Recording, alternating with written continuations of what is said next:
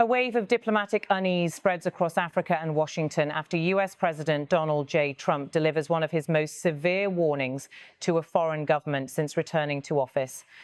His remarks target Nigeria's leadership, accusing it of allowing the killing of Christians and promising consequences that range from cutting aid to preparing for military action. The statements, now reverberating through international headlines and chancelleries, have injected fresh tension into a region already struggling with insurgency and insecurity. They also signal a sharp turn in America's Africa policy away from quiet diplomacy and toward open confrontation. Speaking in uncompromising terms, President Trump said the Nigerian government continues to allow the killing of Christians. He went further, declaring an immediate halt to financial support, adding, "The USA will immediately stop all aid and assistance to Nigeria." Then, in language rarely heard from a US president about a partner state, he warned, "We're going to do things to Nigeria that Nigeria is not going to be happy about and may very well go into that now disgraced country." And in a striking military reference, he announced, "I'm hereby instructing our Department of War to prepare for possible action." Finally, his threat culminated in words that have echoed across newsrooms and foreign ministries alike. "If we attack, it will be fast, vicious, and sweet, just like the terrorist thugs attack our cherished Christians. Warning, the Nigerian government better move fast before it's too late. If they don't, there's going to be hell to pay." Those sentences, harsh, direct, and emotional, mark a significant shift in tone. US presidents have criticized allies before, but this declaration, mixing moral outrage with an explicit threat of force, jolted Washington and Abuja simultaneously, escalating rhetoric and diplomatic shockwaves. Inside the US Capitol, senior diplomats and Pentagon planners were caught off guard. Multiple officials confirmed that the president's use of the phrase Department of War was not a slip. It was deliberate, invoking the pre-1947 term for what is now the Department of Defense. The remark, they say, is intended to emphasize toughness and wartime readiness.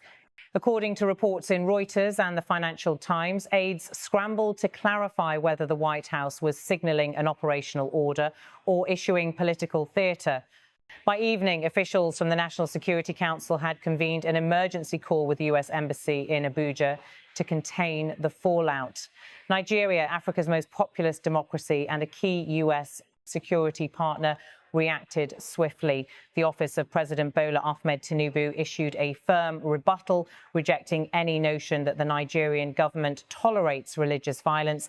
In its statement, the government said it categorically denies any persecution of Christians, emphasizing that terrorism and communal violence affect all Nigerians, regardless of faith. The presidency further underscored that Nigeria welcomes cooperation, but will never compromise its sovereignty. Nevertheless, the impact was immediate. Nigerian officials summoned the US ambassador for clarification. The African Union expressed deep concern over the rhetoric, while the European Union called for restraint and dialogue. Across religious circles, the comments sparked both hope and fear. Hope among advocacy groups that Washington might finally intervene, and fear among analysts who see the risk of militarizing a deeply complex crisis. Understanding the roots of the conflict, for nearly 15 years, Nigeria has battled extremist groups such as Boko Haram and Islamic State West Africa province.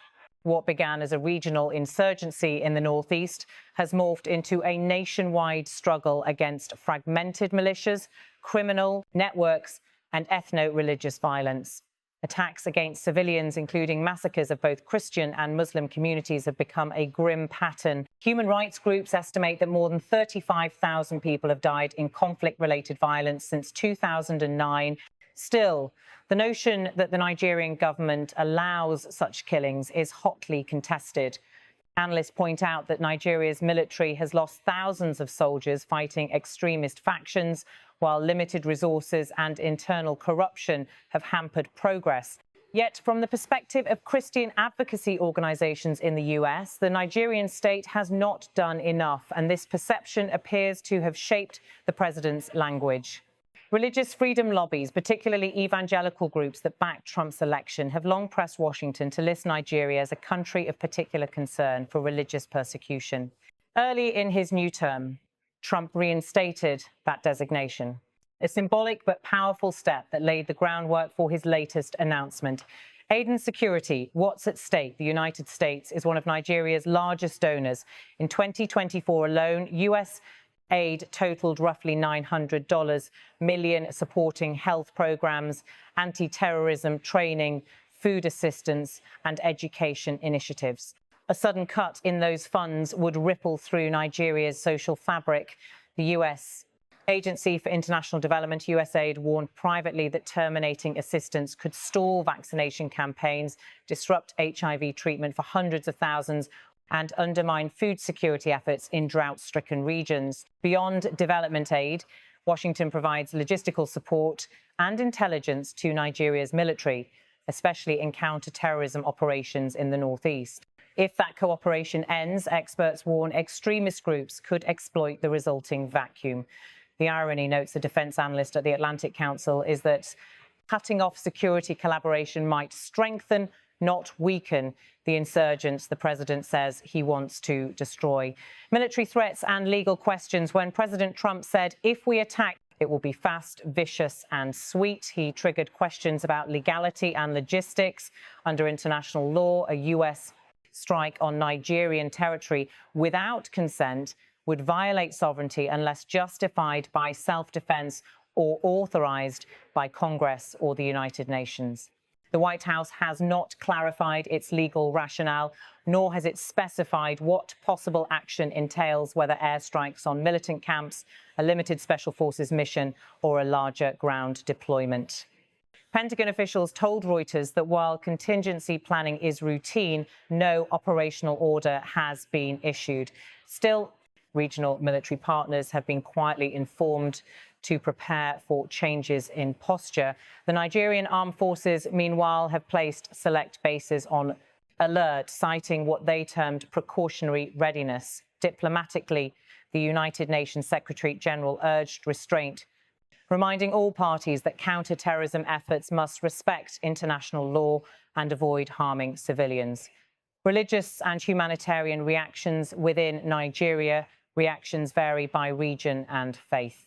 Christian leaders in the Middle Belt expressed gratitude that the world is finally paying attention, while several Muslim scholars condemned the U.S. remarks as divisive and dangerous. Bishop Matthew Kuka of Sokoto, a prominent Catholic voice, told reporters that the suffering of victims should not become ammunition for foreign political theatre. Human rights organisations echoed that sentiment, emphasising that civilians of all faiths are dying in the same conflict zones. Humanitarian agencies now fear that foreign aid suspensions could worsen displacement. Over 3.2 million Nigerians remain internally displaced due to violence, and nearly 8 million rely on humanitarian assistance. The World Food Programme warned that a halt in U.S. contributions could cut life-saving aid for hundreds of thousands of children. In Washington, several members of Congress urged moderation, noting that Nigeria remains essential for regional stability and counter-terrorism efforts in the Sahel. Strategic and political motives behind the fiery words lies a political calculation. Domestically, Trump's statement plays to a base that sees him as a global defender of Christian communities. His team has repeatedly highlighted the administration's moral clarity on religious persecution at campaign rallies and evangelical forums. Trump has framed foreign policy as a moral struggle between good people and evil terrorists. By invoking Nigeria, a populous African nation with a large Christian minority, he reinforces that narrative for his supporters at home. But internationally, the move risks isolating Washington. Analysts say U.S. allies in Europe and Africa view the remarks as unilateral and destabilizing. A European diplomat described the statement as shock therapy without a strategy. African Union envoys, wary of foreign interventions on the continent, have called for diplomatic dialogue instead of threats. Still, some observers note that the president's words may be part of a broader leverage campaign, a way to pressure Abuja into visible action against extremist violence without actually launching strikes. Trump often uses maximalist rhetoric to force negotiation, says a senior U.S. diplomat. The question is whether Nigeria interprets it as bluster or intent. Economic and market ripples. Nigeria's financial markets reacted almost instantly. The naira weakened against the dollar, while yields on Nigerian euro bonds rose amid investor uncertainty. Oil traders expressed concern that any US sanctions or disruption to military cooperation could affect production in the Niger Delta, a region critical to Nigeria's exports. Analysts at Bloomberg Economics warned that an aid cutoff combined with potential sanctions could shave up to 1.5% of Nigeria's GDP growth next year. For ordinary Nigerians, the threat of US action adds to an already heavy burden of inflation and insecurity. Food prices are at record highs and unemployment remains above 30%. A Lagos-based journalist summed up local sentiment. People are angry at their government, but also afraid of outside interference. They don't want to become another front in someone else's moral crusade. International law and the global response. Legal experts note that unilateral military action would face intense global scrutiny. Under Article TWO of the UN Charter, member states must refrain from the threat or use of force against the territorial integrity of another. Several Security Council members, including China and Russia, have already signalled opposition to any unauthorised intervention. Even close allies, such as the United Kingdom and Canada, have urged Washington to pursue diplomacy. Canada's Prime Minister Mark Carney told reporters that protecting civilians is essential, but solutions must be coordinated, lawful and multilateral. Within Africa, the Economic Community of West African States, ECOWAS, of which Nigeria is a founding member, called an emergency consultation to discuss the implications of the US announcement. The bloc warned that any foreign strike could destabilize the entire region. Inside Washington, divided reactions within the US political establishment. Reactions are polarized. Conservative commentators praised the president's decisiveness, arguing that moral weakness in prior administrations emboldened extremists. Evangelical organizations released statements backing his firm stand for persecuted Christians. Opposition, lawmakers and foreign policy veterans, however, cautioned against reckless militarization. Senator Chris Murphy said this rhetoric may win applause, but it risks dragging America into another open-ended conflict. Senior Pentagon officials emphasized that any actual operation would require congressional authorization and clear objectives. Behind closed doors, Defense Secretary Pete Hegseth reportedly urged strategic patience, warning that an attack on Nigerian soil could jeopardize intelligence partnerships across Africa. Possible scenarios ahead. If the president's threat materializes into policy, analysts see several scenarios. Economic retaliation. Washington could suspend development funding, impose targeted sanctions on Nigerian officials, or block military sales. Limited counterterrorism operations, US.